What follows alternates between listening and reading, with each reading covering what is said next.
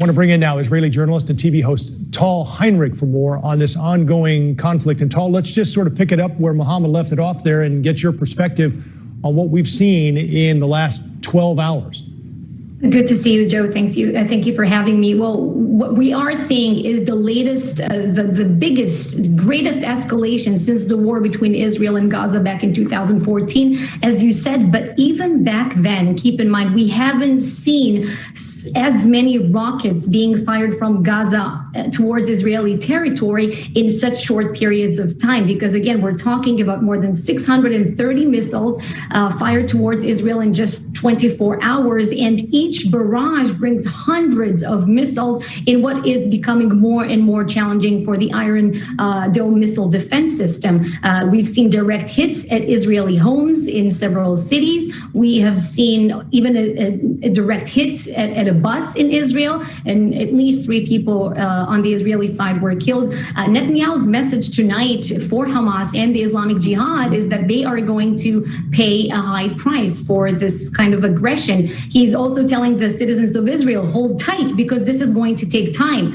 Israel needs to win its deterrence over again and give back security to the citizens of Israel. And Israel knows that Iran is watching, Hezbollah is watching, and right now Hamas is the side that has those winning images that you're now playing of multiple missiles over the skies of Tel Aviv. So the IDF will work in the coming days, we can assume, to recreate this deterrence once again. So we're seeing concerns from experts, and I'm sure you have as well, Tal, that this could lead to a full-fledged war. What do you think would determine that, and where do you see this going next?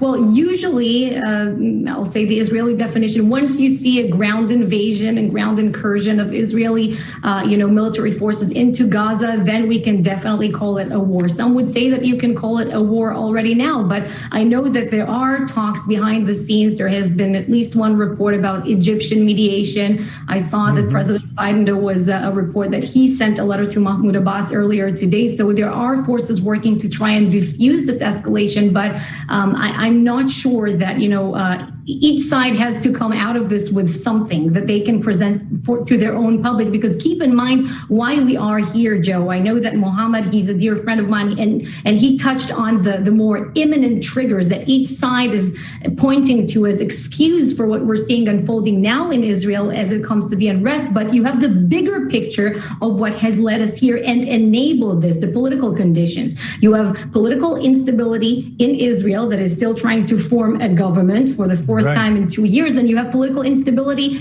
on the Palestinian side with Mahmoud Abbas canceling the Palestinian elections the first time in 15 years. And Israel is pointing out to that as if Mahmoud Abbas has triggered this unrest, especially on the Temple Mount, planning in advance with extremists. That's the Israeli narrative, the Israeli talking point, to create such unrest in order to shift away public attention from the fact that he has canceled the elections. Plus, you have a new administration in the U.S. that is reversing previous administration's policies that worked in favor of Israel, and Israel's enemies are taking advantage of that, exploiting the situation. Great insight, as always, Tal Heinrich. We appreciate your time, and I have a feeling we will be in touch over the next couple of days as this continues to unfold. Thanks, Tal.